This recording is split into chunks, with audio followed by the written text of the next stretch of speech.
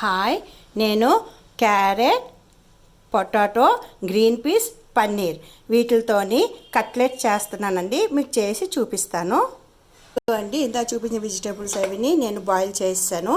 వీటికి కావాల్సిన ఇంగ్రీడియంట్స్ కొత్తిమీర, పుదీనా, jeera powder, chilli flakes, pepper powder, salt తగినంత. వీటితో ఇప్పుడు నేను ఇవి చేస్తాను. క్రష్ చేసేసి చేయాలండి. ఇదిగోండి, మొత్తం నేను స్మాష్ చేసేసాను. ఇందులో 1 స్పూన్ మైదా కూడా వేసుకోండి, లేకపోతే బైండింగ్ రాదు. ఇప్పుడు నేను వీటిని కట్లెట్లా తయారు చేసి మీకు ఫ్రై చేసి చూపిస్తాను. ఇదిగోండి, నేను కట్లెట్స్ చేసేసాను. ఇదిగోండి ప్లేట్లో పెట్టుకొని ఇదిగోండి అందులో నూనెలో వేసి వేపుతున్నాను. నూనె తక్కువే వేసుకోవాలండి.